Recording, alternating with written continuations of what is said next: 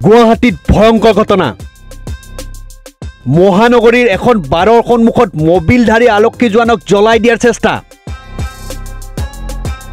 স্বয়ং আৰক্ষীৰে নিৰাপত্তা নাই গুৱাহাটীত অবৈধভাৱে পুৱতি নিশালৈকে খুলি ৰখা মদৰ বাৰৰ বিৰুদ্ধে মাত মাতিবলৈ যোৱা বাবেই আৰক্ষী জোৱানক জীৱনতে জ্বলাই দিয়াৰ চেষ্টা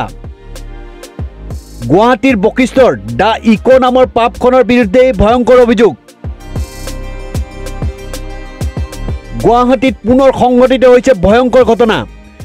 জানিব পৰা অনুসৰি পুৱতি নিশালৈকে খুলি ৰখা বাৰখনৰ কৰ্তৃপক্ষই প্ৰদীপ বসুমতাৰী নামৰ বকিষ্ট থানাৰ এগৰাকী আৰক্ষী জোৱানক গুৰলাগুৰকৈ প্ৰহাৰ কৰি মবিল ঢালি জ্বলাই দিয়াৰ চেষ্টা কৰিছিল আৰক্ষীগৰাকীয়ে বাৰে বাৰে প্ৰাণ ভিক্ষা কৰিছিল যদিও অতি নিৰ্দয়ভাৱে বাৰখনৰ ভেৰণীয়া গুণ্ডাই প্ৰহাৰ কৰিছিল জোৱানগৰাকীক স্থানীয় লোকৰ অভিযোগ অনুসৰি কিছুদিনৰ পূৰ্বেও এই বাৰখনৰ সন্মুখতে সংঘটিত হৈছিল এখন ডাঙৰ কাজিয়া এই কাজিয়াত এখন মটৰচাইকেলো জ্বলাই দিছিল দুৰ্বৃত্তই ইফালে শেহতীয়াকৈ আৰক্ষীক প্ৰাণে মাৰাৰ অপচেষ্টা চলোৱাৰ সন্দৰ্ভত আৰক্ষীয়ে দুগৰাকী লোকক ইতিমধ্যে আটক কৰিছে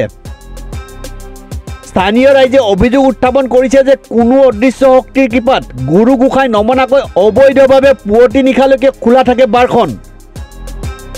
এই সন্দৰ্ভত প্ৰশাসনৰ হস্তক্ষেপ পোষকতা কৰিছে স্থানীয় ৰাইজে